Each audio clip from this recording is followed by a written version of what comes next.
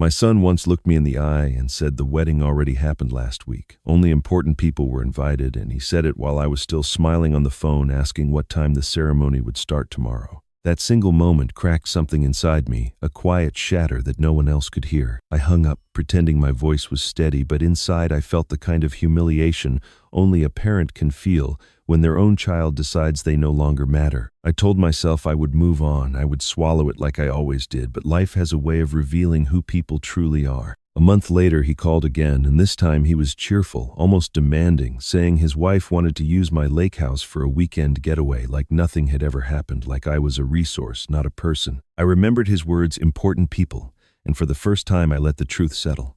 I said, no, it is only for important people, and then I turned off my phone. That silence did something extraordinary.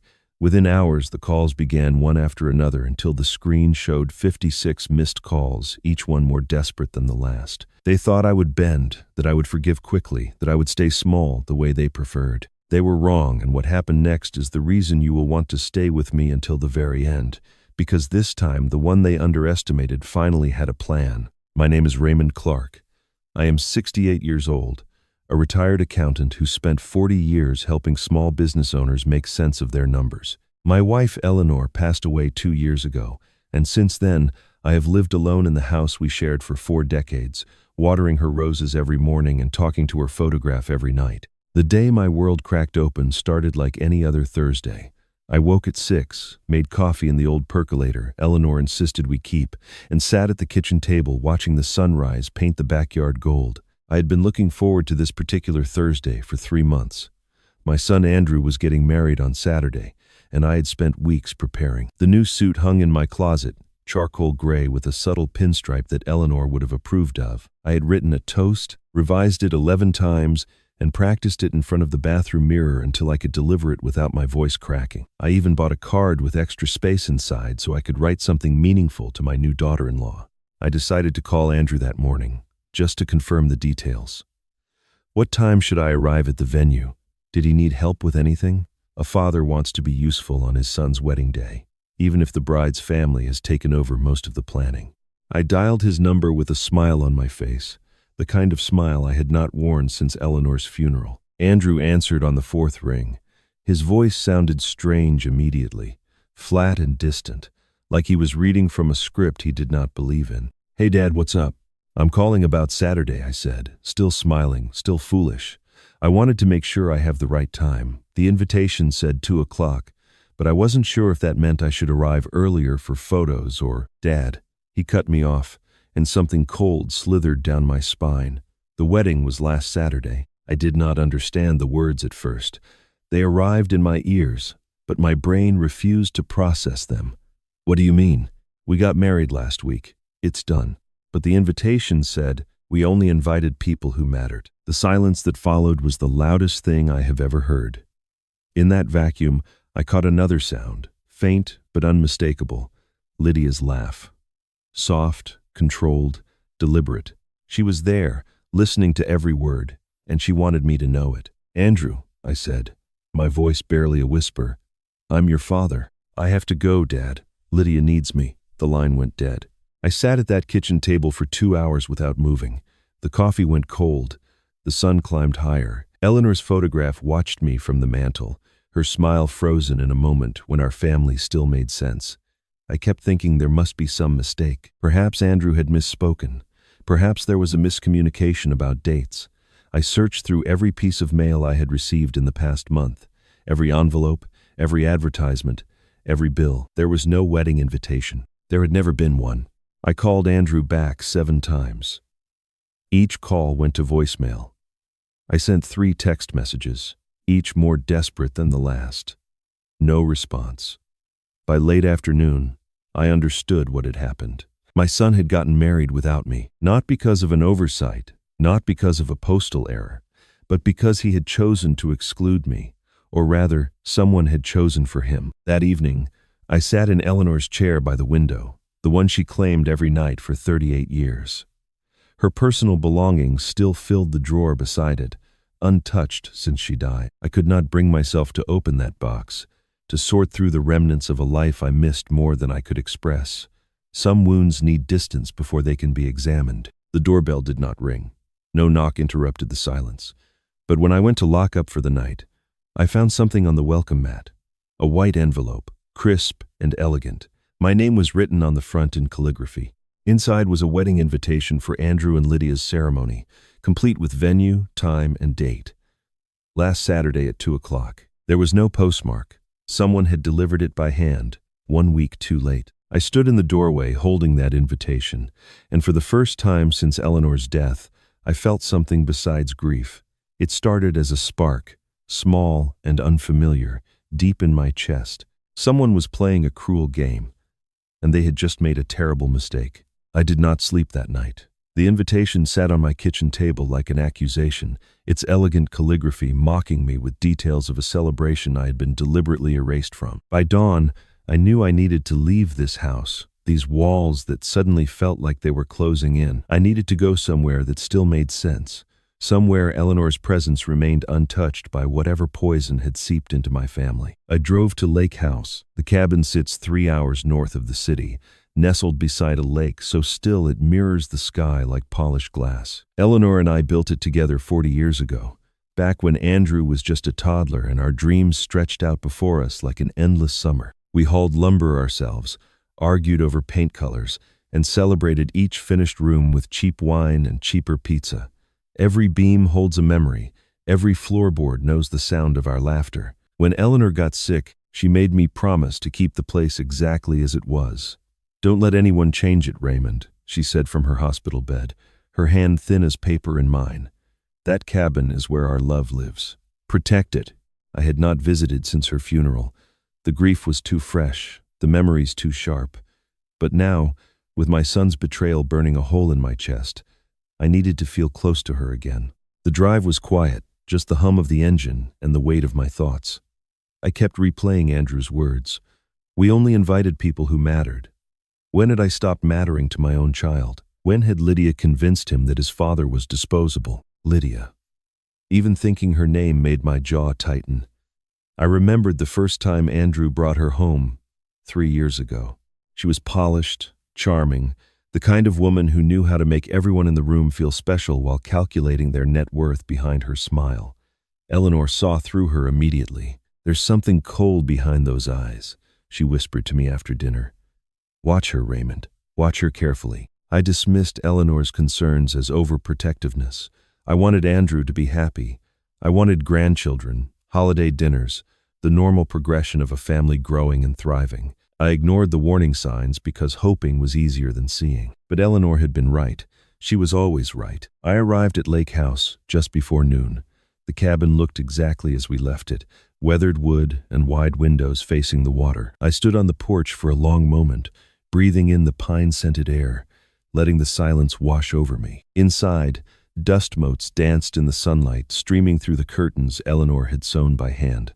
The furniture sat frozen in time, waiting for people who would never return together. I walked through each room slowly, touching objects like sacred relics. The kitchen where Eleanor made her famous blueberry pancakes. The living room where we played cards every Friday night. The bedroom where we held each other through thunderstorms and whispered about growing old together. The grief came in waves, but underneath it was something else, something I had not expected. Comfort. Eleanor was here. Not physically, but essentially. Her spirit permeated every corner. Then I remembered what I had brought with me. Eleanor's personal box had sat untouched in my closet for 2 years. I could not face it after she died, could not bear to sort through the fragments of a life cut too short. But something told me to bring it today. Perhaps the cabin gave me courage I could not find at home. Perhaps her presence here made the task feel less like an ending. I set the box on the kitchen table and lifted the lid with trembling hands. Inside were the treasures of a lifetime. Old letters we had exchanged when I traveled for work. Photographs from our honeymoon, our anniversary trips, Andrew's childhood milestones. A pressed flower from our first date. A lock of Andrew's baby hair in a tiny envelope. Each item carried decades of love, and I handled them like the precious artifacts they were. Near the bottom, I found something unexpected. A sealed envelope, crisp white, with my name written in Eleanor's careful handwriting. The date in the corner made my heart stop. She had written this 3 months before she died. I turned the envelope over, running my fingers across the seal. Why had she not given this to me while she was alive? What could she have needed to say that required waiting until she was gone? Part of me wanted to tear it open immediately. Another part, the part that had learned to trust Eleanor's judgment, absolutely hesitated. She had kept this hidden for a reason. Perhaps the reason would reveal itself when the time was right. I set the envelope aside, still sealed, and continued searching the box. At the very bottom, I found a note scribbled on the back of a grocery receipt. It was dated just a week before Eleanor entered the hospital for the last time. The handwriting was shakier here, the letters uneven, but the words were clear. Samuel knows things I never told you. Trust him when you need to. Samuel Hayes, our family attorney for 30 years, one of Eleanor's closest friends. What secrets had she shared with him that she kept from me? My phone rang, shattering the silence. Andrew's name lit up the screen. I answered cautiously. Hello? Dad. Hey. His voice was different now, warmer, almost friendly. The shift was so jarring I nearly dropped the phone. Listen, I'm sorry about the other day. Things have been crazy with the wedding and everything. Lydia and I were wondering if we could come see you soon. She wants to talk about something important. What does she want to talk about? Just a small favor, nothing major. She thought it would be easier to discuss in person. The words landed like stones in still water. A small favor. Nothing major. In 40 years of marriage, Eleanor had taught me one thing. When someone asks for a small favor, they are usually planning to take everything. I told Andrew I would think about it, and ended the call before he could press further. The forced warmth in his voice lingered in my ears like a warning siren. Something had changed. Yesterday I was not important enough to attend his wedding. Today I was suddenly worth a visit and a conversation.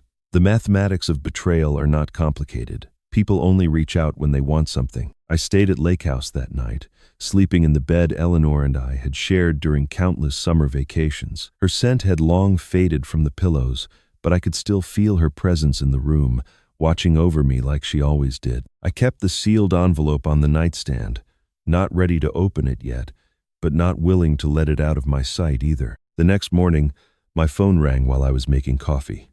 The number was unfamiliar, but something told me to answer. Dad?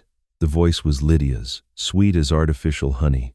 It was the first time she had ever called me directly in 3 years of knowing her. I hope I'm not disturbing you. Andrew gave me your number. He said you two talked yesterday about us coming to visit. We talked briefly. Wonderful. She stretched the word like taffy. Listen, I wanted to discuss this directly with you, woman two. Well, father to daughter-in-law.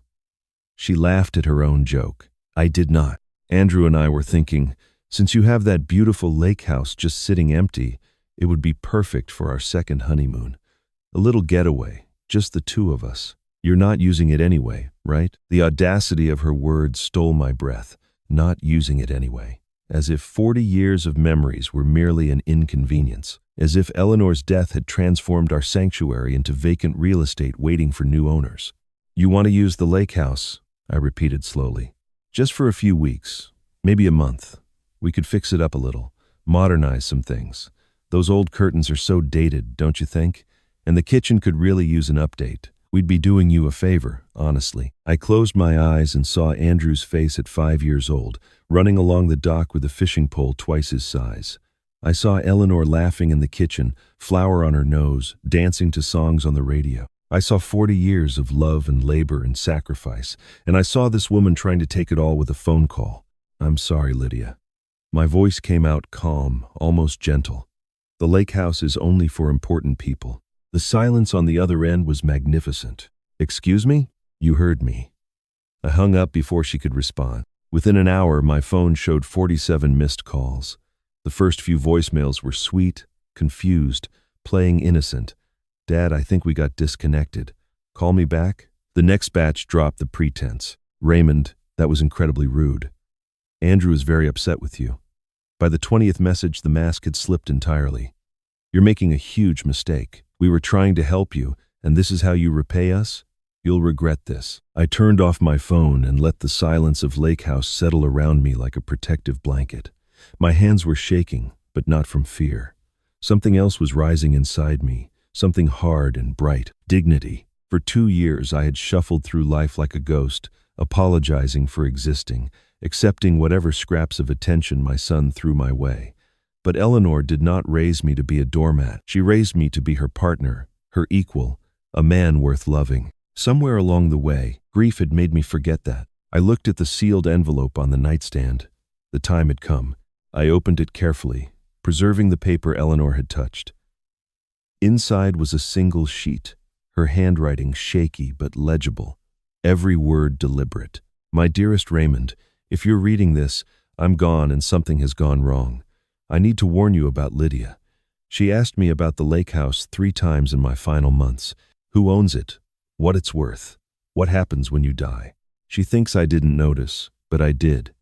She sat beside my hospital bed asking about property values while pretending to fluff my pillows. Be careful, my love. She is not who Andrew thinks she is. And please, don't let our son be used as a weapon against you. You are stronger than you know. Stand tall for me. Forever yours, Eleanor. I read the letter 3 times. Each reading carved the words deeper into my heart. Eleanor had seen everything. Even as cancer ravaged her body, even as she struggled for each breath, she had been watching, protecting, preparing. She knew this day would come. She knew Lydia would eventually make her move, and she had left me this warning like a lighthouse guiding me through the storm. My hands trembled, but not from fear. Something I had not felt in years was spreading through my chest, warm and fierce. Purpose. Eleanor had seen the danger coming from beyond the grave. Now it was my turn to stand tall, just as she asked. I turned my phone back on, ready to plan my next move. Before I could open my contacts, a text message appeared. It was from Samuel Hayes. Raymond, we need to talk. Urgently. Someone has been filing paperwork with your signature. I've compared the documents. The signature isn't yours. I stared at the screen, Eleanor's letter still clutched in my other hand. The game Lydia was playing was bigger than I had imagined. This was not just about a vacation home or a family squabble. This was something far more dangerous, and I was just beginning to understand how deep the betrayal went. I drove back to the city that same night, Eleanor's letter tucked safely in my jacket pocket. Samuel's text had transformed my understanding of what I was facing. This was no longer a family dispute over a vacation property. Someone was forging my signature on legal documents, and I needed to know why. Samuel Hayes had been our attorney for 30 years, one of Eleanor's closest friends since college. He practiced law the old-fashioned way, with integrity and precision, and he had never once steered us wrong. When I called him from the road, his voice carried an urgency I had rarely heard. "Come to my office first thing tomorrow morning," he said. "Bring any documents you have. And Raymond, don't talk to Andrew or Lydia until we speak." I arrived at his office before the receptionist had finished her first cup of coffee. Samuel was already waiting, his desk covered with papers I did not recognize. He looked older than I remembered, the weight of whatever he had discovered etched into the lines around his eyes. "Sit down, Raymond." He gestured to the chair across from him. "What I'm about to show you is going to make you angry. I need you to stay calm and listen to everything before you react." He slid a folder across the desk. Inside were documents filed with the county probate court. The header made my blood run cold. "Petition for determination of incapacity and appointment of guardian. Someone filed this 3 weeks ago," Samuel explained. "The petition claims you've shown signs of progressive dementia, that you're unable to manage your own financial affairs, and that you pose a risk to yourself and your assets." I flipped through the pages, my hands growing steadier with each new outrage. There was a witness statement from someone named Patricia Brennan, claiming she had observed me acting confused and disoriented on multiple occasions. I had never met anyone by that name. There was a summary of alleged incidents, dates and locations, fabricated with disturbing specificity. And at the bottom of several pages, there was my signature, clean and official, except it was not my signature. "I didn't sign these," I said quietly. "I know." Samuel pulled out a magnifying glass and a sample of my actual signature from our files. I compared them myself. The forgery is good, but it's not perfect. The way you cross your T's, the slant of your R. Whoever did this studied your handwriting, but they missed the details. Lydia. Her name tasted like poison, most likely. The petition lists Andrew Gray as the proposed guardian, with his wife as co-guardian. If this succeeds, They would have complete control over your finances, your property, your medical decisions, everything. I thought of Lake House, of Eleanor's roses, of the life we had built together over 4 decades. All of it could be stripped away by a stack of forged papers and fabricated lies. "There's more," Samuel said, his voice dropping. "Eleanor came to see me about 6 months before she passed. She was worried about something involving Lydia, but she made me promise to wait before telling you. She said you weren't ready yet, that the truth would only hurt you while she was still alive." "What did she tell you?" "Not everything. She said she was gathering information, putting pieces together. She asked me to keep an eye on you after she was gone, to watch for certain signs." He paused. "She knew this was coming, Raymond. Maybe not the specifics, but she knew Lydia would eventually make a move." Before I could respond, his secretary knocked and opened the door. "Mr. Hayes, there's a woman here to see Mr. Clark. She says it's urgent. A Mrs. Holloway? Maggie."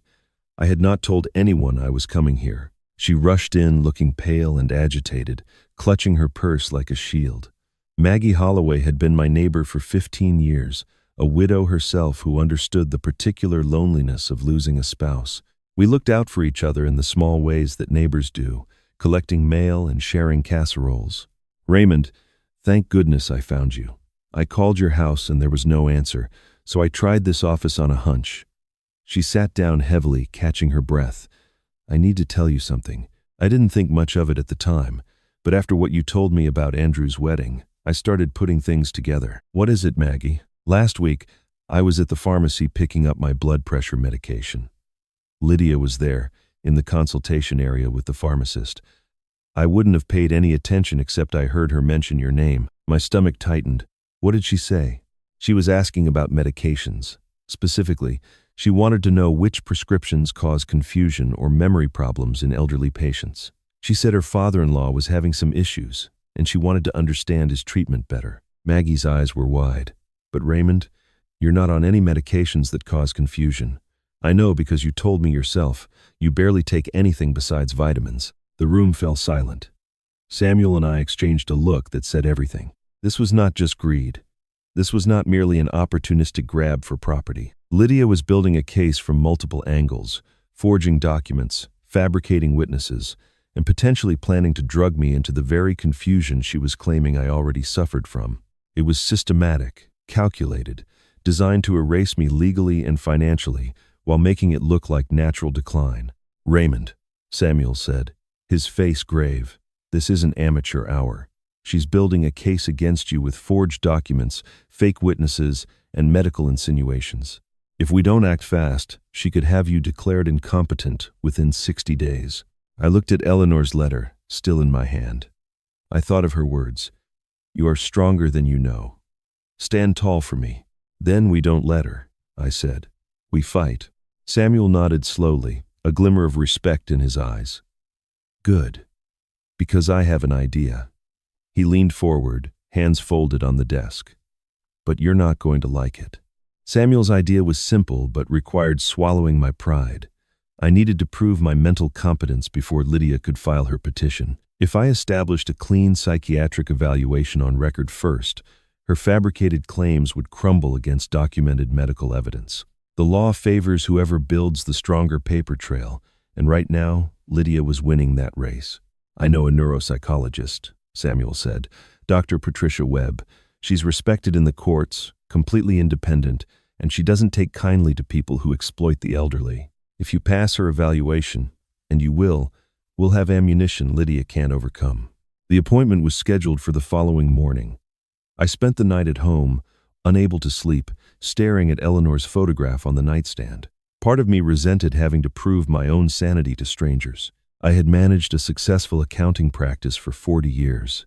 I balanced complex ledgers in my head, remembered client details from decades past, and kept every aspect of my life organized with precision. The idea that anyone could call me incompetent was absurd. But I understood now that truth did not matter to people like Lydia. Only documentation mattered. Only evidence.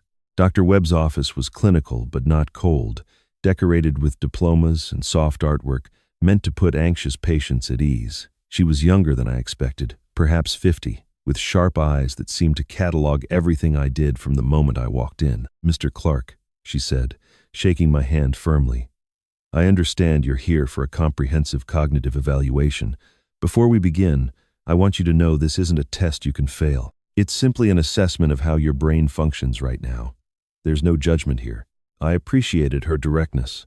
We spent 90 minutes together, working through a battery of tests that challenged my memory, reasoning, attention, and problem-solving abilities.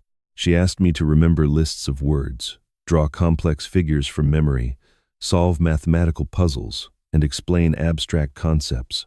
Some exercises were simple, others surprisingly difficult, but I approached each one with the same methodical focus I had applied to balance sheets for 40 years. When we finished, Dr. Webb set down her pen and looked at me with what I could only describe as professional admiration. "Mr. Clark, I'll have the full written report ready within 48 hours, but I can tell you now that your cognitive function is exceptional. Your memory recall is above average for any age group. Your executive function is intact. Your reasoning abilities are sharp." She smiled slightly. "Frankly, you're sharper than most people half your age. Whoever suggested you might be mentally unfit either doesn't know you at all, or they have ulterior motives." I exhaled a breath I did not realize I had been holding. "Thank you, doctor." "Don't thank me. Thank your brain. Whatever you've been doing to keep it healthy, keep doing it." Samuel filed the evaluation with the court that same afternoon, establishing an official record of my mental competence, dated before any petition from Lydia could be submitted. We were building our fortress one document at a time. That evening, I returned to Eleanor's letter, reading it again with fresh eyes. This time, I noticed something I had missed before, a line near the bottom that seemed to glow with new significance. "Samuel knows things I couldn't tell you while I was alive. When the time is right, he'll show you." I called Samuel immediately. "The letter mentions you," I said. "Eleanor wrote that you know things she couldn't tell me." There was a long pause on the other end. "I was wondering when you'd ask about that." "What did she tell you, Samuel?" "Not on the phone. Come to my office tomorrow. There are documents you need to see." The next morning, Samuel placed a folder in front of me labeled Eleanor Clark Estate, Confidential. Inside were papers I had never seen, legal documents dated from Eleanor's final months, prepared while she was battling the cancer that would eventually take her. "Eleanor came to me 6 months before she died," Samuel explained. "She was worried, Raymond. She had noticed things about Lydia, questions that seemed too pointed, interest in your finances that felt predatory. She didn't want to burden you while you were focused on caring for her, so she asked me to help her prepare." He pointed to the first document. "This is an updated deed to Lake House. Eleanor transferred her half of the property into an irrevocable trust, with you as the sole beneficiary and trustee. The terms are specific. The property cannot be sold, transferred, or encumbered without your explicit written consent. Not Andrew's consent, not anyone else's. Only yours." My vision blurred. Eleanor had been dying. She had been fighting for every breath, every moment. And instead of focusing only on herself, she had been protecting me, building legal barriers against a threat she saw coming before anyone else. "She knew," I whispered. "She suspected. She said she hoped she was wrong, that maybe Lydia would prove to be a decent person after all. But she didn't want to take chances." Samuel's voice softened. "She loved you, Raymond. This was her way of continuing to love you even after she was gone." I covered my face with my hands, and for the first time in 2 years, I wept.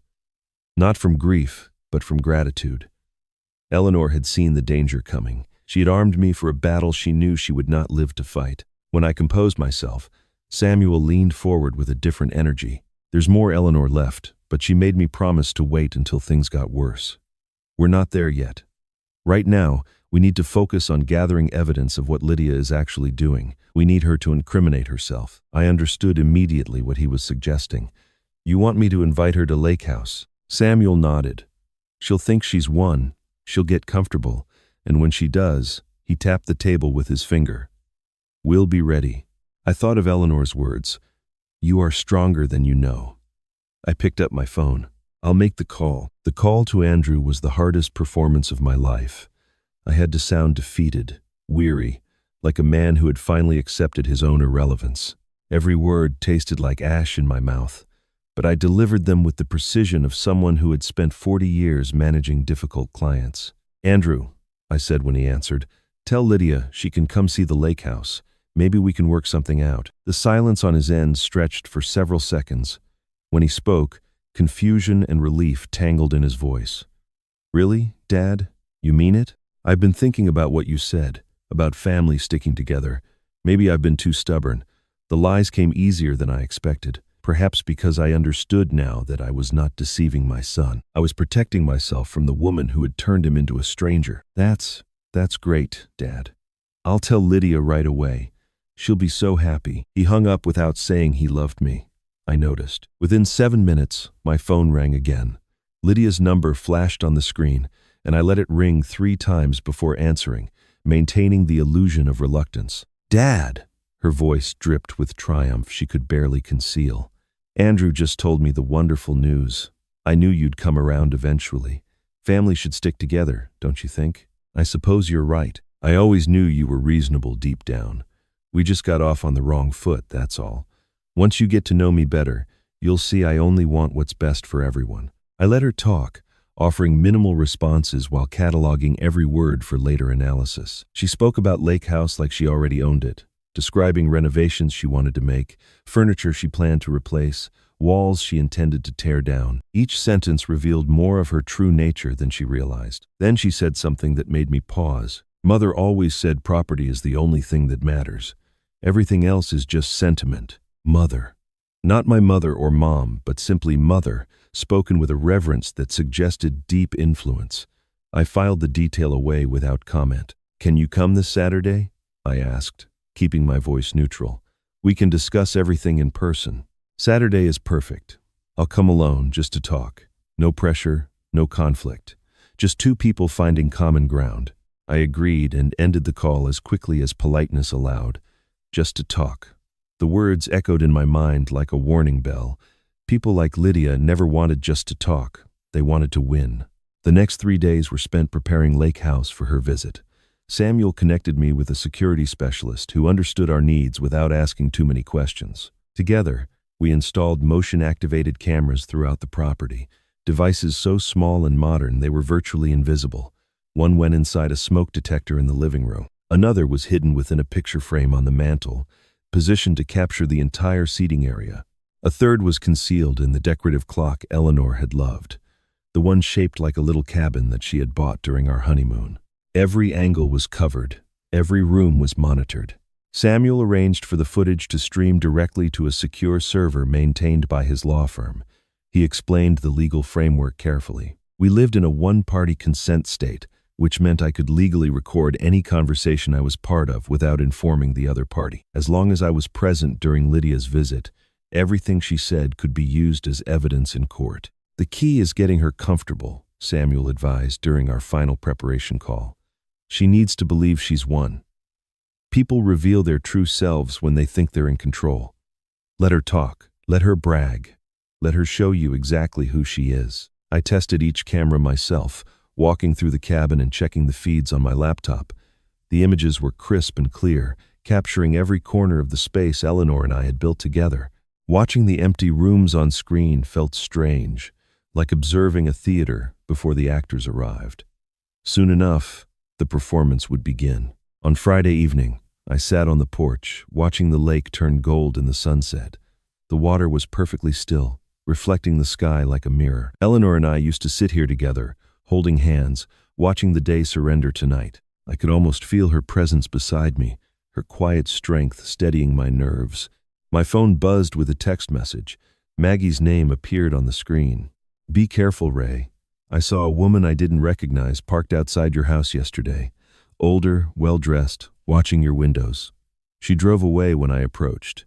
I stared at the message, reading it 3 times to make sure I understood. An older woman, well-dressed, watching my house. Not Lydia, who was young and would have no reason to hide. Someone else. Mother always said property is the only thing that matters. The words returned to me with new weight. Lydia had mentioned her mother with unusual reverence, as if reciting scripture passed down through generations. What kind of woman raised a daughter to see elderly men as obstacles to wealth? What kind of mother taught her child that forgery and manipulation were acceptable tools for acquiring property? I typed a reply to Maggie. Did you get a look at the car? Her response came quickly. Silver Mercedes. New model. She looked like money, Ray, the expensive kind. Lydia drove a white SUV. I had seen it in photographs from the wedding I was not invited to attend. Whoever this woman was, she was not my daughter-in-law. The cameras blinked green inside the cabin, recording nothing but empty rooms and dust motes dancing in the afternoon light. Everything was ready. Lydia had agreed to come alone on Saturday, just to talk. But I was beginning to understand that Lydia was not working alone. Someone else was involved, someone older and wealthier, someone who preferred to watch from a distance while others did the dirty work. Tomorrow the trap would spring, but I suspected the game was bigger than I had imagined. Lydia arrived at 11 o'clock sharp, pulling up the gravel driveway in a sleek black sedan I had never seen before. It was not the white SUV from the wedding photos. This car was newer, more expensive, the kind of vehicle that announced its driver's ambitions before they stepped out. I watched from the window as she checked her reflection in the side mirror, adjusted her hair, and strode toward the cabin with the confidence of someone collecting a prize. She did not knock. She simply walked in, pushing the door open as if she already held the deed. "Dad!" She spread her arms wide in a gesture of false warmth. This place is even more charming than I remembered. Rustic, quaint. Her eyes swept across the room, cataloging everything with the efficiency of an appraiser. I noticed she did not ask how I was doing. She did not mention Eleanor. She did not acknowledge that this was the first time she had visited a home filled with 40 years of memories belonging to a woman she had helped exclude from her own son's wedding. None of that mattered to her. Only the square footage mattered.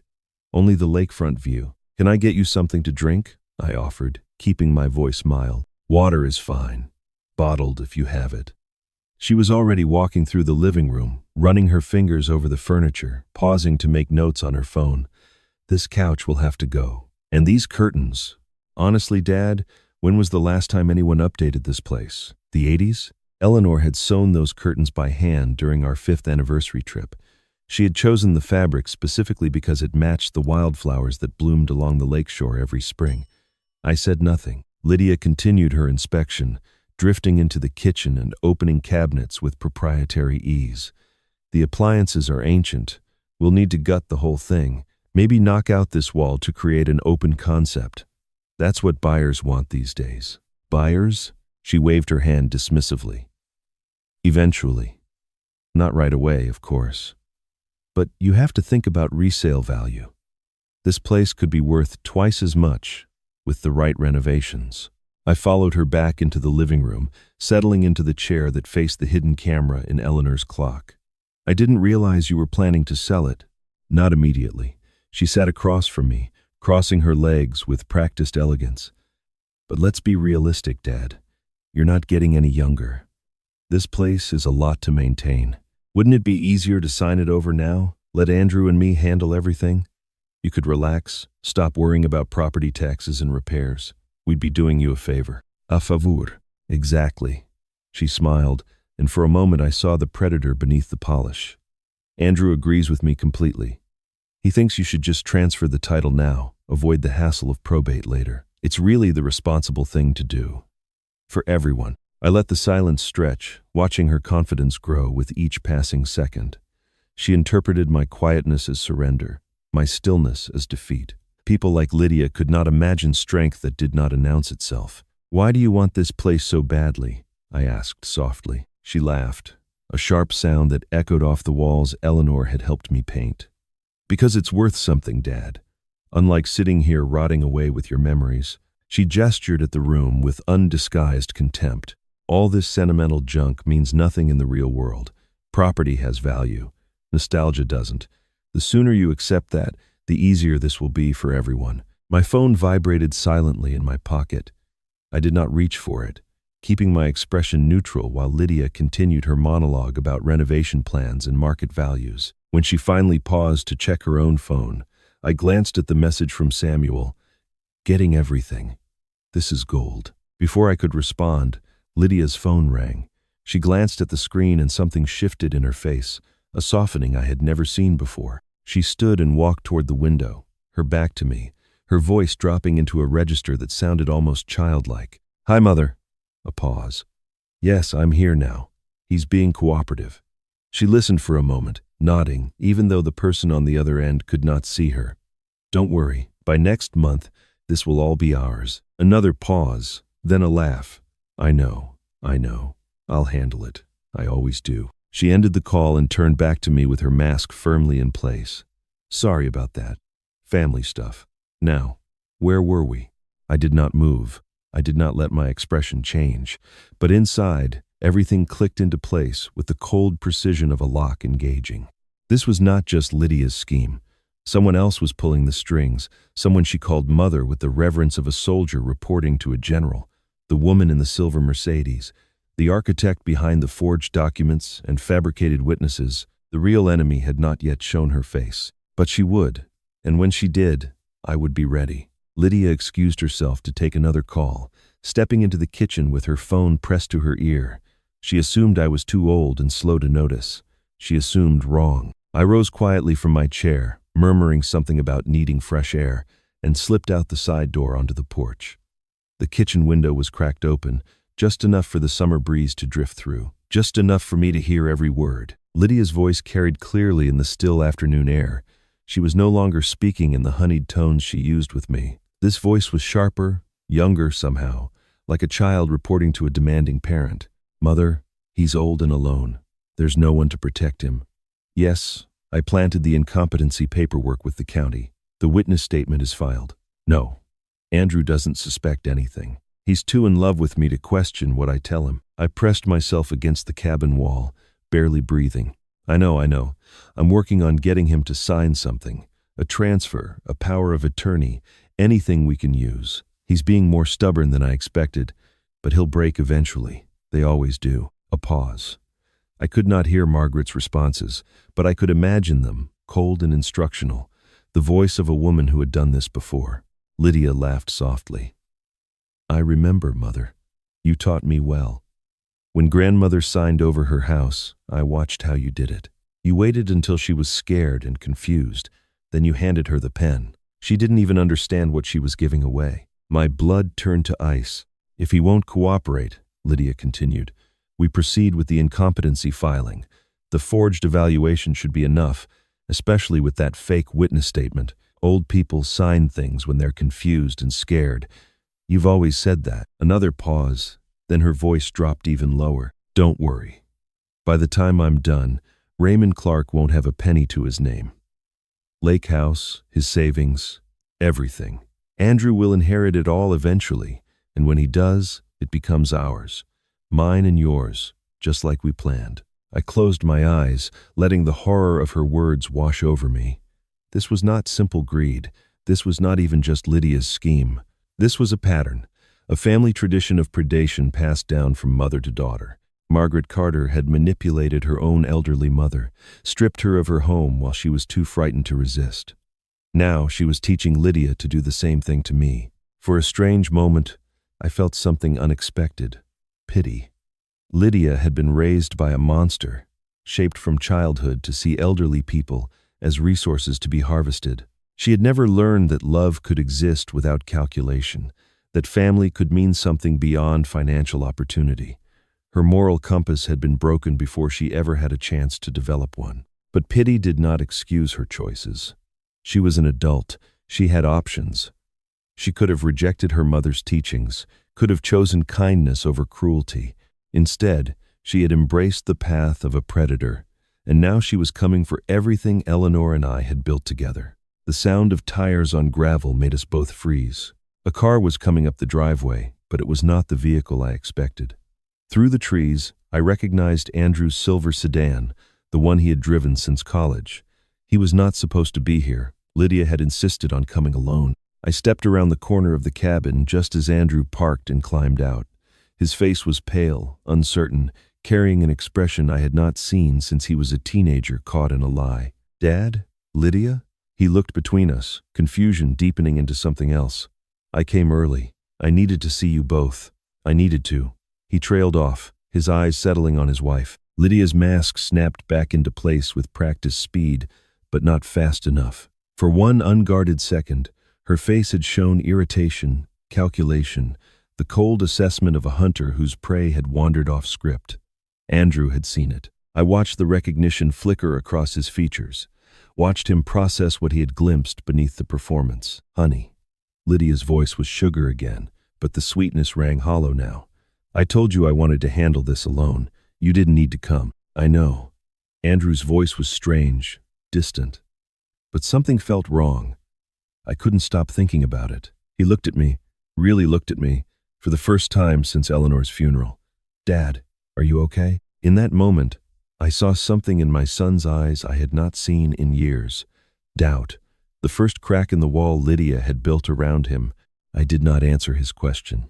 I did not need to. The truth was already beginning to seep through the cracks, and once it started, nothing Lydia could say would stop it. The three of us stood in a frozen tableau, the tension thick enough to choke on.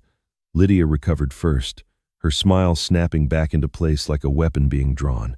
Andrew, honey, perfect timing. Your father and I were just discussing the lake house. He's being so generous about letting us use it.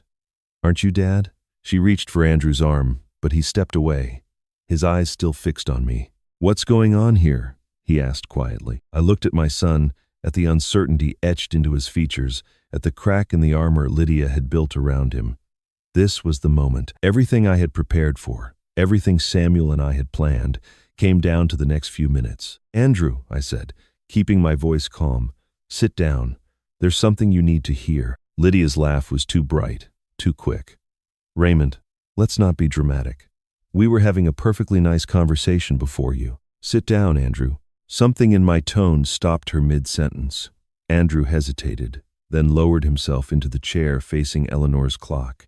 He did not know about the camera hidden inside. He did not know that every word spoken in this room had been recorded and streamed to Samuel's secure server.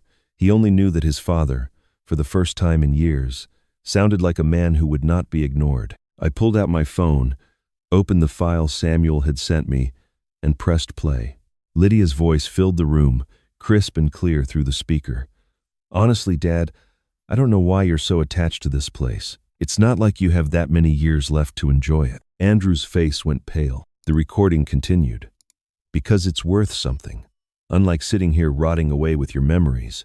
I watched my son flinch at each cruel word, watched him hear his wife describe his mother's home as sentimental junk with no real value. Then came the phone call with Margaret, the conversation I had overheard through the window. Mother, he's old and alone. Yes, I planted the incompetency paperwork. No, Andrew doesn't suspect anything. He's too in love with me to question what I tell him. Andrew's hands gripped the arms of the chair so tightly his knuckles went white. Lydia stood frozen by the window, her face a mask of barely controlled fury. The final piece played. Margaret's instructions, Lydia's eager compliance, the casual mention of doing the same thing to her own grandmother. Old people sign things when they're confused and scared. You taught me well, Mother. Silence fell like a hammer. I turned off the phone and looked at my son. His face had cycled through shock, denial, and something else, something that looked almost like recognition. He did not look surprised enough. The realization hit me like a physical blow. You knew, I said quietly. Didn't you? Andrew would not meet my eyes. His shoulders began to shake, and when he finally spoke, his voice was barely a whisper. I knew she was after the lake house. I knew she talked to her mother about plans, about inheritance, about getting control of your assets. I heard things. I saw emails she didn't know I read. He looked up at me, tears streaming down his face. But I thought if I gave her what she wanted, she'd finally love me. I thought I could control it, manage it, keep it from going too far. I told myself you'd be okay, that she wouldn't actually hurt you. You chose her approval over my dignity. I was a coward, Dad. His voice cracked on the word. I'm sorry. I'm so sorry. I had prepared myself for Lydia's betrayal. I had steeled myself against her cruelty, her greed, her calculated manipulation. But this, my own son admitting he had known and done nothing, cut deeper than anything she had said. He had watched his wife try to have me declared incompetent. He had stayed silent while she forged my signature.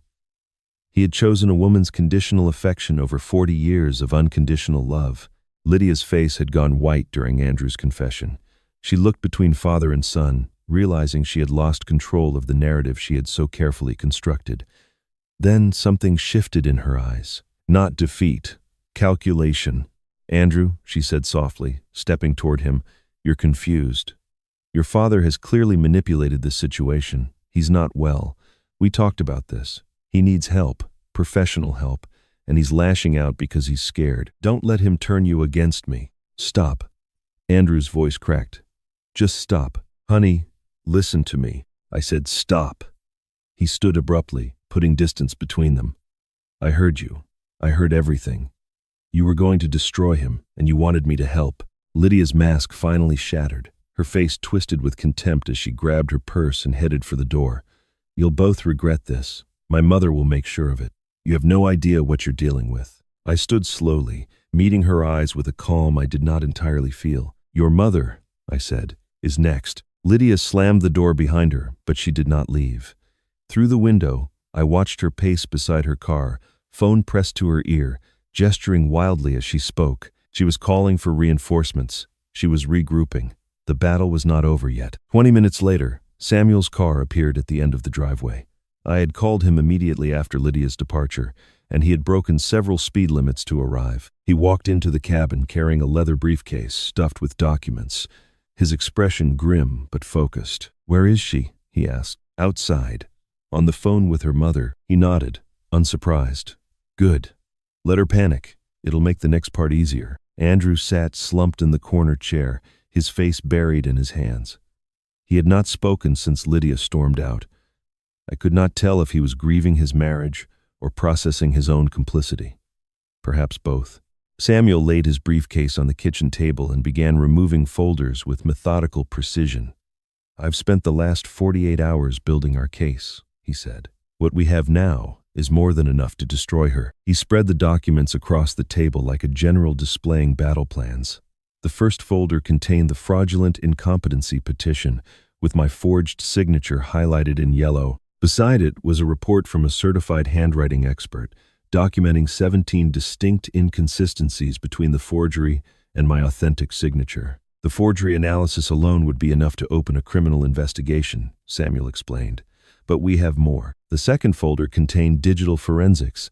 Samuel had hired a specialist to trace the origin of the forged documents. Every file led back to a single computer registered to Lydia Carter Gray, complete with timestamps showing when each document was created and modified. "She wasn't careful," Samuel said. "She thought she was dealing with a helpless old man who would never fight back. She left fingerprints everywhere." The third folder was the recordings. Transcripts of everything Lydia had said at Lake House, every cruel word, every confession, every damning phone call with her mother. Samuel had already submitted copies to the county prosecutor's office. "The charges she's facing are serious," he continued. "Elder financial abuse is a felony in this state.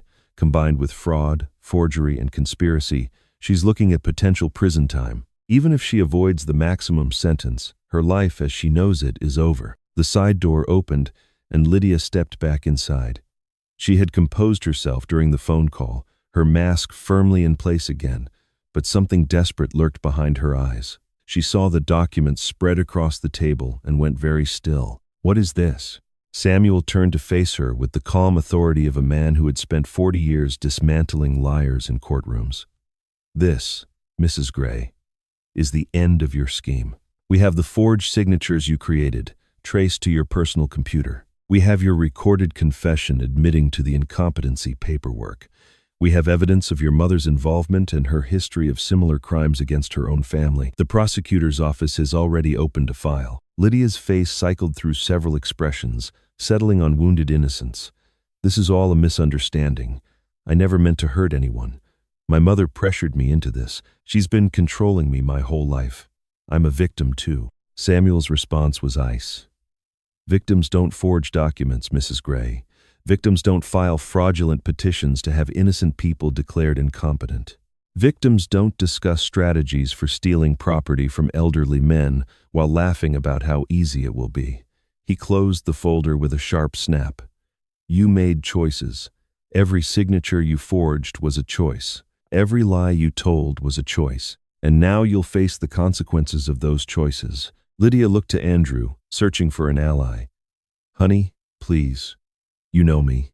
You know I would never—" "Stop," Andrew's voice was hoarse but firm. He stood slowly, keeping distance between himself and his wife. I want to file for separation. Immediately. Lydia's mask cracked. You can't be serious. I should have done this years ago. He looked at me, and I saw something I had not seen in my son since he was a young man full of promise. Clarity. Dad, I'm sorry. I'm so sorry for everything. I'll do whatever it takes to make this right. I nodded, not trusting myself to speak. The wound of his complicity was still fresh, but beneath the pain, I felt the first stirring of hope. My son was choosing to stand. It had taken too long, cost too much, but he was finally standing. Lydia stood frozen in the middle of the room, watching her empire of lies crumble around her. Then her phone rang. She glanced at the screen, saw her mother's number, and something hardened in her face.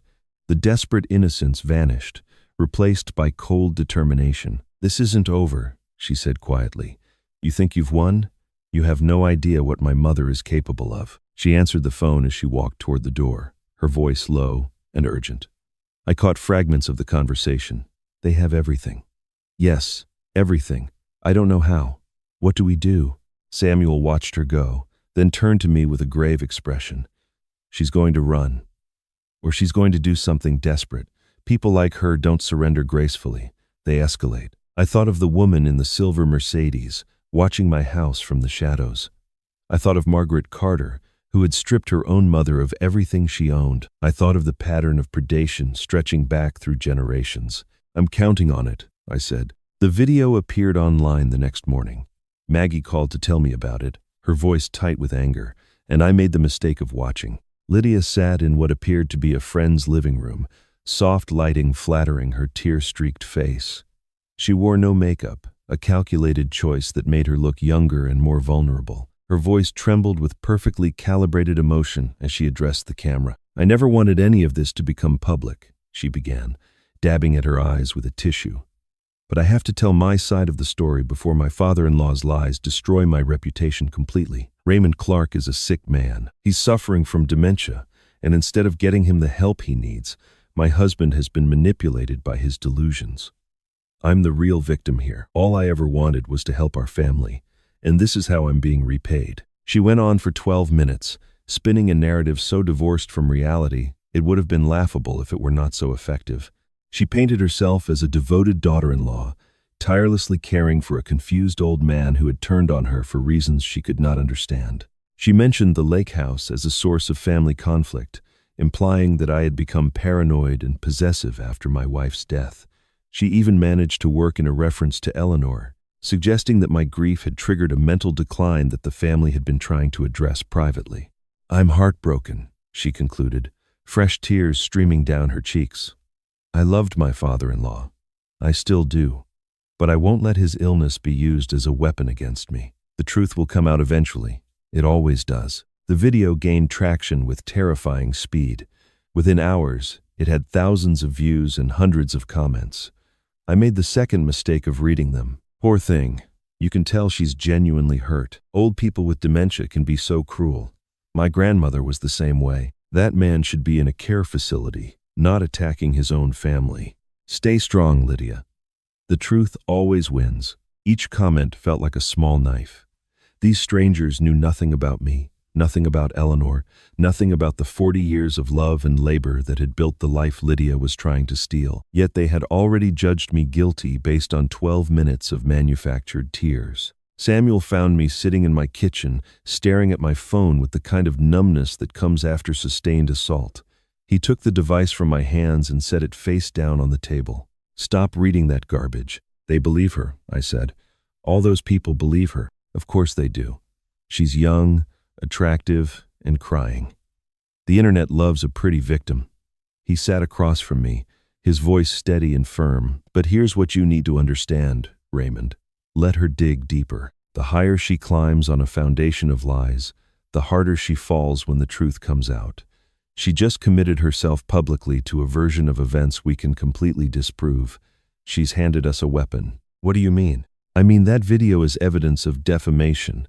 She accused you of having dementia on a public platform. We have a certified psychiatric evaluation proving you're mentally sharp. She claimed to be a victim of your delusions. We have recordings of her admitting to forgery and fraud." Samuel almost smiled. She thought she was getting ahead of the story.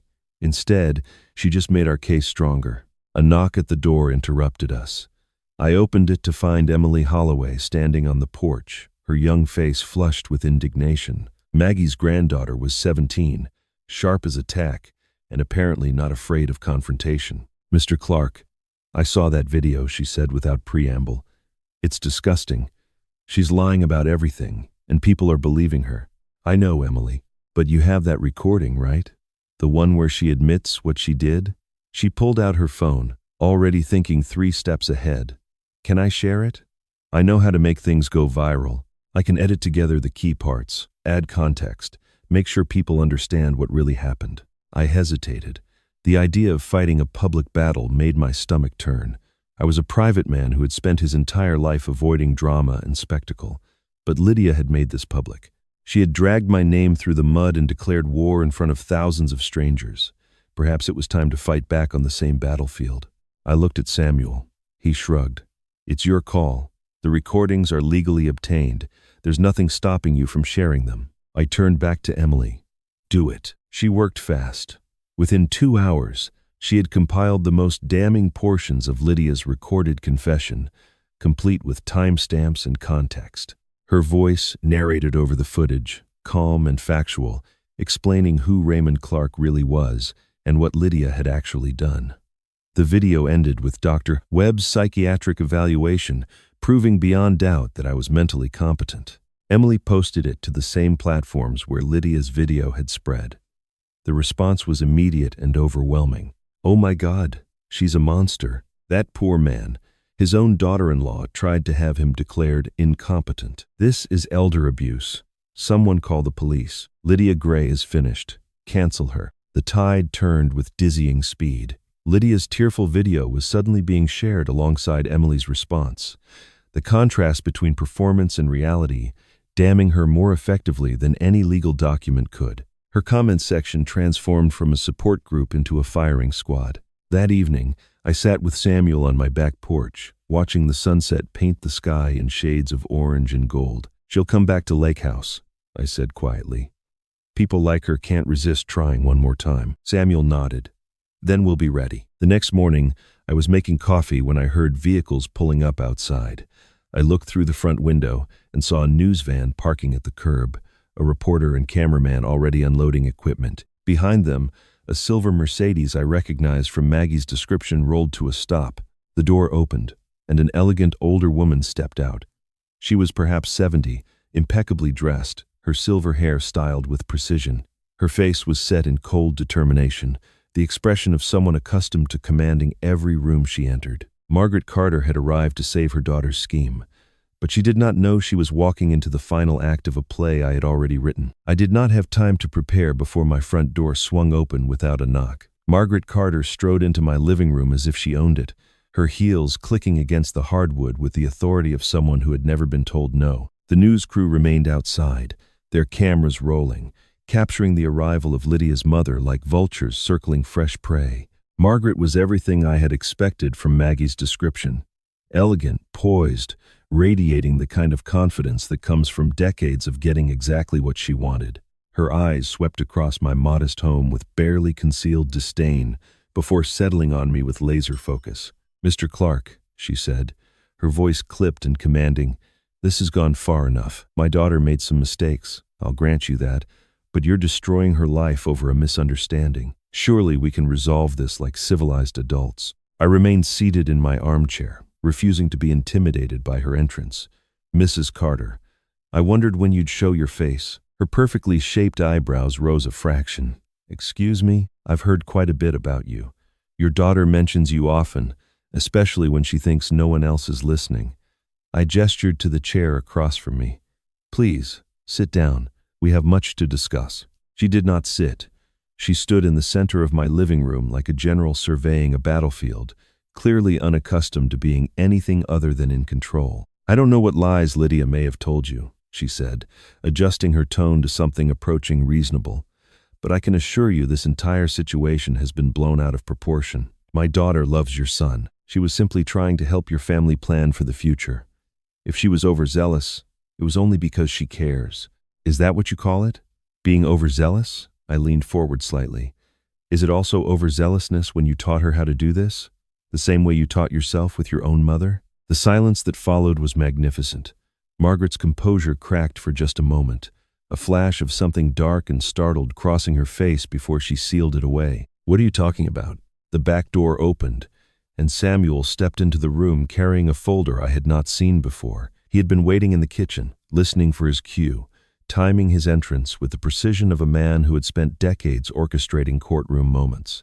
"Mrs. Carter," he said, "my name is Samuel Hayes. I'm Mr. Clark's attorney. I think you should look at these documents before you say anything else." He spread the contents of the folder across my coffee table. Property transfer records dated 15 years ago. A deed to a house in Connecticut, signed over from one Dorothy Frances Carter to her daughter Margaret Elizabeth Carter just 3 weeks before the elderly woman's death. A handwriting analysis comparing Dorothy's signature to other samples, noting the same patterns of shakiness and inconsistency that appeared in the forged documents Lydia had created. "Your mother owned a home worth nearly $400,000, Samuel said, his voice cold and factual. "She signed it over to you while she was suffering from late-stage Alzheimer's disease. The transfer was never contested because your siblings were too grief-stricken to investigate, and because you had already convinced everyone that Mother wanted you to have everything." Margaret's face had gone pale beneath her carefully applied makeup. "That's ancient history. It has everything to do with this," Samuel interrupted. "You established a pattern of behavior 15 years ago. You identified a vulnerable elderly person, manipulated them into signing over their assets, and timed the transfer to avoid scrutiny. Then you taught your daughter to do exactly the same thing." He closed the folder with a sharp snap. "The county prosecutor has been notified. An investigation into your actions, both past and present, is now underway." I watched Margaret's face as the words sank in. For the first time since she had walked into my home, she looked uncertain. The armor of confidence she wore like a second skin was showing cracks. "This is ridiculous," she said, but her voice had lost its commanding edge. "You can't prove any of this." "We don't have to prove it ourselves," Samuel replied. "That's what prosecutors are for. But I suspect when investigators start looking into your financial history, they'll find more than just your mother's house. People like you don't stop at one victim." Movement near the door caught my attention. Lydia had slipped inside at some point, perhaps hoping to support her mother's intervention. She stood frozen now, watching the scene unfold with an expression I had never seen on her face before. Not anger, not calculation, something closer to devastation. "Mother," she said quietly, "is it true? What they're saying about grandmother?" Margaret turned sharply. "Lydia, not now. You told me grandmother gave you the house because she loved you most. You told me she wanted the family to have it." Lydia's voice was rising, years of carefully constructed reality crumbling around her. "You said what we were doing to Raymond was just smart planning. You said everyone does it." "Lydia, be quiet. Did you lie to me? About all of it?" The question hung in the air, unanswered. Margaret's silence was its own confession. I watched Lydia's face as she processed the truth, as she realized that the mother who had shaped her entire worldview was nothing more than a predator who had raised another predator. She had been a pawn her entire life, molded into a weapon by a woman who had never loved anyone but herself. Samuel cleared his throat. "Mrs. Carter, Mrs. Gray, I suggest you both leave now. The restraining order paperwork is already being processed. You'll be served before the end of the day." Margaret gathered what remained of her dignity and walked toward the door, her heels no longer clicking with authority but retreating in defeat. Lydia followed, casting one last glance back at me, her expression unreadable. The restraining order was filed that afternoon. Lydia and Margaret were both prohibited from coming within 500 feet of me or Lake House. The judge's words were clear and unequivocal. Any violation will result in immediate arrest. That night, I drove back to Lake House alone. I needed to feel Eleanor's presence, to sit in the home we had built together and process everything that had happened. The stars reflected on the still water, pinpricks of light dancing on the surface like memories refusing to fade. My phone buzzed. A notification from the security cameras. Someone had just tripped the motion sensor at the front door. I opened the app, my heart pounding, and felt my blood turn to ice. There, on the screen, illuminated by moonlight, was Lydia's face. She was trying to break in. I was not watching from home when the motion sensor triggered. I was already at Lake House, sitting in the darkness of the living room, waiting in the chair that faced Eleanor's decorative clock. The same chair where I had sat while Lydia revealed her true nature weeks before. The same chair where I had listened to her promise her mother that everything would soon be theirs. Samuel had asked me if I was certain she would come. I told him there was no doubt. People like Lydia could not accept defeat. They could not walk away while any possibility of victory remained. The restraining order meant nothing to her except an obstacle to be circumvented. The public humiliation only fueled her desperation. She would come for the deed, for any document she could use as leverage, for one last chance to salvage her crumbling scheme. I watched through the security app on my phone as her car pulled up the dark driveway with its headlights off. She parked behind the tree line where she thought the cameras could not see, not realizing I had added new units since her last visit. Every angle was covered now. Every shadow held a witness. She approached the cabin on foot, moving with the furtive urgency of someone who knew she was breaking the law but believed herself too clever to be caught. She tried the front door first, found it locked, then circled to the side where the original windows had older, weaker latches. I heard the crack of breaking glass, watched on my phone as she reached through to unlock the frame and climbed inside. I sat perfectly still in the darkness as she moved through the house. She did not turn on any lights, using her phone's flashlight instead, casting wild shadows across the walls. Eleanor had helped me paint 4 decades ago. She went straight to the filing cabinet in the spare bedroom, the one where she assumed I kept important documents. She rifled through folders with frantic hands, scattering papers across the floor in her desperation. When she did not find what she was looking for there, she moved to the kitchen, then the master bedroom, pulling open drawers and dumping their contents without care. Finally, she returned to the living room and spotted the antique desk in the corner, the one Eleanor had inherited from her grandmother. She yanked open the top drawer and pulled out a folder labeled Lake House Property Documents. Her gasp of triumph echoed through the silent cabin. I reached over and turned on the lamp beside my chair. The light flooded the room, and Lydia spun around with a scream that could have shattered the windows she had already broken. The folder slipped from her hands, papers scattering across the hardwood floor like fallen leaves. "Hello, Lydia," I said calmly. She pressed herself against the desk, her chest heaving, her eyes wild with shock and fear. "How did you were supposed to be? At home? Watching helplessly while you destroyed evidence and stole documents?" I shook my head slowly. "Your mother raised you to be predictable. I knew you would come the moment the restraining order was filed. People like you cannot accept losing. You had to try one more time. This is entrapment," she stammered. "You set me up. I gave you every opportunity to walk away. You chose to break into my home, violate a court order, and attempt to steal property that was never yours." I stood, feeling older than my years but steadier than I had felt in months. "Every choice was yours, Lydia. I simply made sure there were witnesses." Red and blue lights flashed through the windows before she could respond. The sound of car doors slamming, boots on gravel, voices calling out in the darkness. Lydia's face went white. "No," she whispered. "No, no, no." The front door opened, and 2 police officers stepped inside, their hands resting on their belts. Samuel had coordinated everything with the local sheriff's department. The live camera feed had been streaming directly to their station from the moment Lydia's car appeared on the property. They had watched her break the window. They had watched her search through my belongings. They had everything they needed. "Lydia Carter Gray," the first officer said, "you're under arrest for breaking and entering, violation of a restraining order, and attempted theft. You have the right to remain silent." She did not go quietly. She struggled as they handcuffed her, screamed accusations and threats that echoed off the walls of the home she had tried so hard to steal. As they led her toward the door, she turned back to face me one final time. "You planned this," she shrieked. "You're not a victim. You're a monster. You destroyed my life." I did not respond. I simply watched as the officers guided her outside and into the back of their cruiser. The red and blue lights painted the trees in alternating colors, a silent spectacle witnessed only by the stars and the still waters of the lake. I stood on the porch until the police car disappeared down the road, its lights fading into the darkness like embers dying in a fire. The night was quiet again, The trap had sprung. Lydia had destroyed herself, just as I knew she would.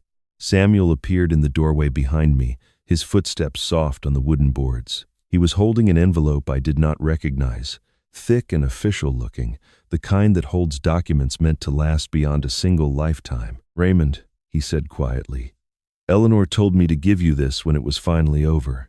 I think it's time." He placed the envelope in my hands. My breath caught when I saw the front. 3 words in Eleanor's handwriting, the letters careful and deliberate despite the weakness she must have felt when she wrote them. "My final gift." My hands trembled as I held the envelope. Eleanor's handwriting seemed to glow in the dim light of the cabin, each letter a connection to a woman I had loved for over 4 decades and mourned for 2 years. Samuel stood quietly beside me, giving me space to process what I was holding. "She came to me 6 months before she passed," he said softly. "She was already very sick, but her mind was sharp as ever. She had a specific request, something she wanted kept secret until the right moment. Why didn't you tell me before?" "Because she asked me not to. She said you weren't ready, that you needed to fight this battle on your own terms first. She wanted you to find your strength before you discovered hers." I sank into the chair by the window, the same chair where Eleanor had sat countless evenings watching the sun descend behind the mountains. The envelope felt heavier than paper should, weighted with love and foresight and the kind of protection that transcends death. Samuel continued, his voice gentle but precise. "Eleanor created an irrevocable trust for Lake House. The terms are very specific. The property cannot be challenged, sold, or transferred without your explicit written consent during your lifetime. No power of attorney can override it. No conservatorship can touch it. Even if someone had successfully had you declared incompetent, they would have found that the lake house was beyond their reach." I looked up at him, struggling to comprehend what he was telling me. "There's more," he said. She added a condition. "If anyone ever tried to take the property from you through fraud or manipulation, the trust would automatically transfer to a charitable foundation in her name, the Eleanor Clark Foundation for Elder Rights." He paused, letting the words sink in. "She wanted to ensure that if predators came for you, they would get nothing, not a penny, not a square inch. Their greed would fund the very cause they tried to exploit." Eleanor. Even dying, even struggling for every breath, she had been thinking of me. She had been building fortresses I did not know existed, planting seeds of protection that would bloom only when I needed them most. I opened the envelope with shaking hands. Inside were the legal documents Samuel had described, pages of careful language designed to shield me from exactly the kind of attack Lydia had launched. But beneath the legal papers was something else. A single sheet of stationery, cream-colored, covered in Eleanor's handwriting. The letters were shakier than the ones on the envelope, evidence of how weak she had been when she wrote them. But every word was clear, every sentence deliberate. "My dearest Raymond," I read aloud, my voice breaking on her name. "If you're reading this, then someone tried to take what we built together. But they failed. Because I will always protect you, even when I'm no longer there to hold your hand. The lake house isn't just property. It's where we fell in love, where we built our dreams, where I want your memories of me to live forever. No one can take that from you now. I knew you would be strong when the time came. I knew you would stand tall. That's why I fell in love with you all those years ago. Not because you were powerful, but because you were good. Thank you for loving me. Thank you for the life we shared. And when you sit on that porch watching the sunset, know that I'm sitting beside you, always. Stand tall, my love. I'm so proud of you. Forever yours, Eleanor." I could not continue. The words blurred as tears flooded my eyes. Tears I had been holding back for 2 years. Tears I had refused to shed, because shedding them meant accepting that she was truly gone. But now, holding her final gift in my hands, feeling her love reach across the void between life and death, I could not hold them back any longer. I wept. Not the quiet, dignified tears of a man trying to maintain composure, but deep, racking sobs that shook my entire body. I wept for Eleanor, for the years we should have had together, for the cruel disease that stole her from me too soon. I wept for my son, for the relationship we had lost and might never fully recover. I wept for myself, for the loneliness and the fear and the moments when I wondered if I had anything left worth fighting for. Samuel placed a hand on my shoulder briefly, then slipped outside without a word. He understood that some moments are sacred, that grief and healing often wear the same face, that a man sometimes needs to fall apart completely before he can put himself back together. I do not know how long I cried. Time lost meaning in that small cabin filled with Eleanor's presence, but eventually the tears subsided, leaving behind something unexpected. Not emptiness, but peace. Not despair, but gratitude. Eleanor had given me one final gift, not just legal protection, but permission. Permission to grieve, permission to feel, permission to be human in a world that often demanded I be strong. The sun was rising by the time I lifted my head. Golden light crept across the floor, illuminating the dust motes that danced in the air like tiny spirits. Eleanor's letter lay in my lap, her words seared into my memory forever. Footsteps on the porch made me turn. Andrew stood in the doorway, his face pale and uncertain. He was holding something in his hands, a leather-bound photo album I recognized from our family room at home. "Dad," he said, his voice barely a whisper. "Can we talk?" I wiped my face with the back of my hand and gestured for Andrew to come inside. He moved hesitantly, as if the cabin he had visited hundreds of times as a child had become unfamiliar territory. Perhaps it had. Perhaps we both needed to learn how to navigate this space again. He sat across from me, the photo album resting on his knees. In the morning light, I could see how much he had aged in the past few weeks. Dark circles shadowed his eyes. His shoulders slumped with a weight that went beyond physical exhaustion. He looked like a man who had finally stopped running from the truth and found it heavier than he expected. "I made this," he said, opening the album. "Last night. I couldn't sleep, so I went through all our old photos and put together a new one. Without her." He turned the pages slowly, revealing images I had not seen in years. Andrew as a toddler, sitting on Eleanor's lap by this very lake. Our family Christmas when he was 7, all 3 of us wearing matching ridiculous sweaters Eleanor had knitted. His high school graduation, Eleanor beaming with pride while I tried not to cry. His college years, his first apartment, holidays and birthdays and ordinary moments that had seemed unremarkable at the time but now felt precious beyond measure. "I want to remember who we were," Andrew said quietly, "before I let her change me, before I forgot what mattered." I studied my son's face, searching for the boy I had raised, the young man who had once shared his dreams and fears without hesitation. He was still in there, buried beneath years of manipulation and compromise, struggling to find his way back to the surface. "Andrew," I said, "why are you really here?" He closed the album and met my eyes. "To apologize. Really apologize.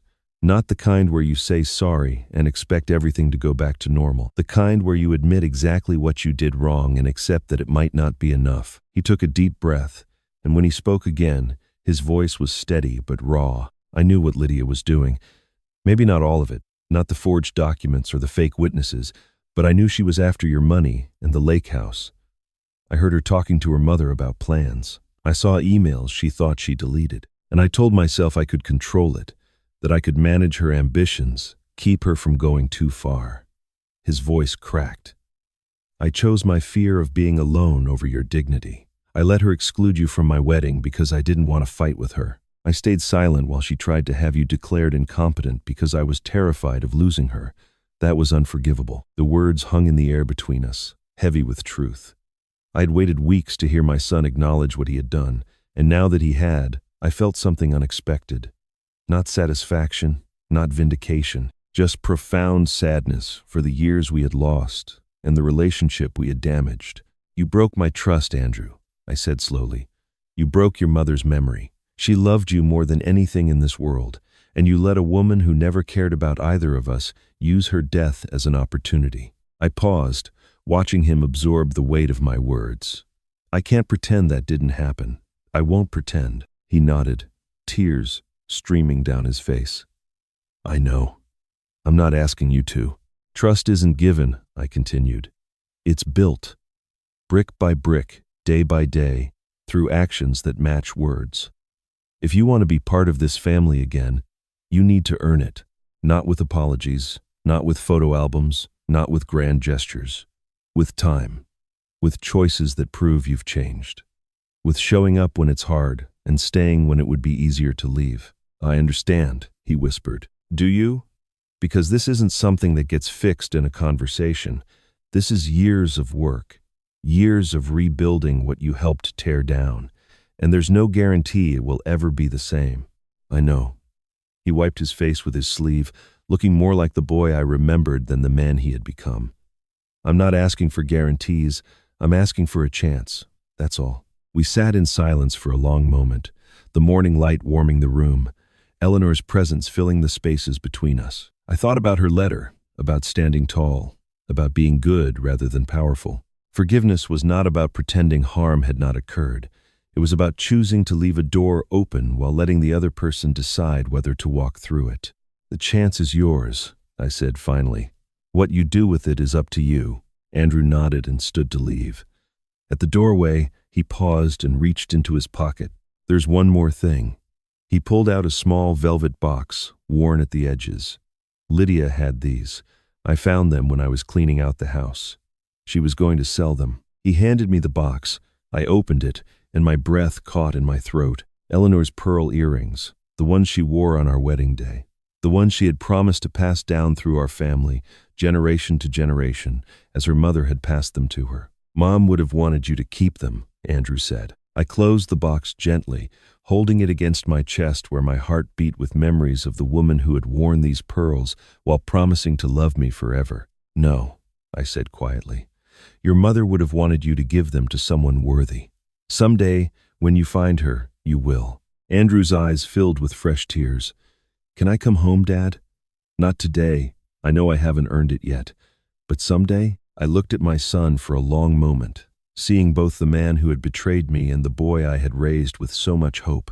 The door is open, I said, but you have to be the one to walk through it. 3 months passed before I felt ready to celebrate. Lydia pleaded guilty in early October, accepting a deal that spared her the humiliation of a public trial. 18 months in state prison, plus mandatory restitution for the legal fees and emotional damages her scheme had caused. The judge's words were measured but firm as he handed down the sentence. She stood in the courtroom wearing the same face she had worn the day she walked into my lake house, like she already owned it. But the confidence was gone now. She looked smaller somehow, diminished, a woman who had gambled everything on cruelty and lost. I did not attend the sentencing. Samuel went in my place and called me afterward with the details. I listened quietly, feeling none of the satisfaction I had expected. Lydia would serve her time and emerge into a world that wanted nothing to do with her. Her reputation was destroyed, her marriage was over, her schemes had collapsed around her like a house built on sand. She would be released to a life of nothing, and that was a punishment far greater than any prison cell. Margaret's reckoning took longer but cut deeper. The investigation into her past uncovered what Samuel had suspected all along. Her mother was not the only victim. Over 3 decades, Margaret had manipulated at least 4 elderly relatives into signing over property and assets, always timing her moves to coincide with illness or cognitive decline, always covering her tracks just well enough to avoid scrutiny. But scrutiny had finally arrived. Multiple charges were filed. Civil suits followed. Her carefully constructed life of wealth and influence crumbled as victim after victim came forward to tell their stories. The woman who had raised her daughter to see elderly people as resources to be harvested was now facing the harvest she had sown. Andrew filed for divorce the week after Lydia's arrest. He moved into a small apartment across town, a modest place with secondhand furniture and bare walls, nothing like the life of luxury Lydia had promised him. He started therapy, twice a week at first, then once a week as the wounds began to heal. He visited me every Sunday afternoon, bringing coffee and sitting on my porch while we talked about nothing and everything. The conversations were awkward at first, stilted by years of distance and the weight of what had happened between us. But slowly, week by week, we began to find our way back to each other. He was not the son I remembered. He was someone new, someone shaped by failure and regret, someone who was learning for the first time what it meant to build rather than take. I did not know if I would ever fully trust him again, but I had decided to give him the chance to earn it, and so far, he was trying. The gathering at Lake House was Maggie's idea. She insisted that I had spent too long alone with my thoughts and needed to fill the cabin with life again. I resisted at first, but she wore me down with the persistence that had made her such a good neighbor for 15 years. By the time I agreed, Emily had already planned the menu, and Samuel had cleared his schedule. They arrived on a Saturday afternoon in late November, when the trees had turned gold and the lake reflected the sky like a mirror. Maggie brought her famous apple pie. Emily brought her youthful energy and a playlist of songs she promised would not give me a headache. Samuel brought a bottle of wine Eleanor had always loved, a gesture that made my throat tighten with gratitude. And Andrew brought himself, hesitant and hopeful, standing at the edge of the group like a man still learning he was welcome. The cabin filled with laughter for the first time in years.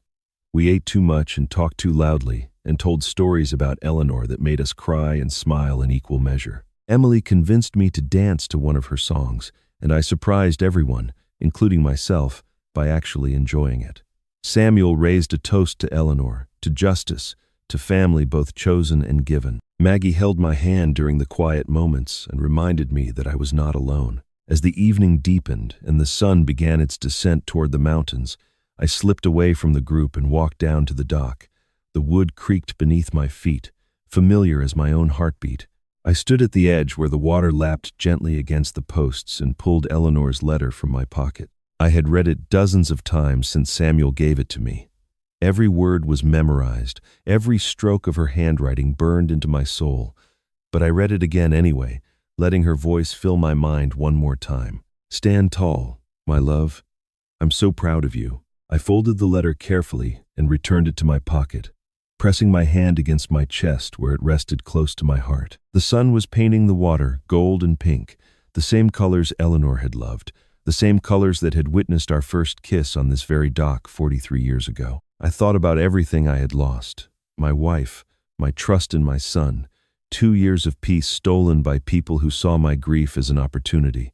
I thought about everything I had gained, strength I did not know I possessed, friends who stood beside me when it mattered, a son who was finally learning to be the man his mother had believed he could become.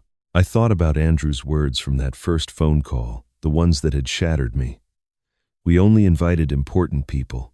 Behind me, the porch erupted with laughter. I turned to look at the people gathered there. Maggie refilling wine glasses. Emily showing Andrew something on her phone. Samuel watching them all with the quiet satisfaction of a man who had helped build something good. The lake house had always been for important people. I smiled. A real smile, full of hard-won peace. This time, I whispered to the sunset, to Eleanor, to myself. I chose myself. And that made all the difference. And that was my story. A story about betrayal and resilience. About the people who try to break us and the strength we find when we refuse to let them. I once believed that being kind meant being silent, that keeping the peace was more important than protecting my dignity. Eleanor taught me otherwise, even from beyond the grave. She showed me that standing tall is not about fighting back with anger. It is about knowing your worth and refusing to let anyone diminish it. For those of you listening tonight, perhaps you have known what it feels like to be underestimated because of your age, to be dismissed by the very people who should love you most, to wonder if walking away means giving up. I hope my story shows you that walking away from those who harm you is not surrender. It is the first step toward finding the people who truly matter. Family is not always blood. Sometimes it is the neighbor who checks on you, the young person who believes in your fight, the friend who stands beside you in the courtroom. The lake house taught me that home is not a building. It is wherever you are surrounded by people who see your worth. If this story touched you, I would love to hear your thoughts. Have you ever had to stand up against someone who underestimated you? How did you find your strength? Share your experiences in the comments below and tell me where you are listening from tonight. Your voice matters, and your story might be the one that helps someone else find the courage to stand tall. Thank you for listening, for being part of this community, and for believing that quiet strength can still win in a loud world. Until next time, remember Eleanor's words, you are stronger than you know.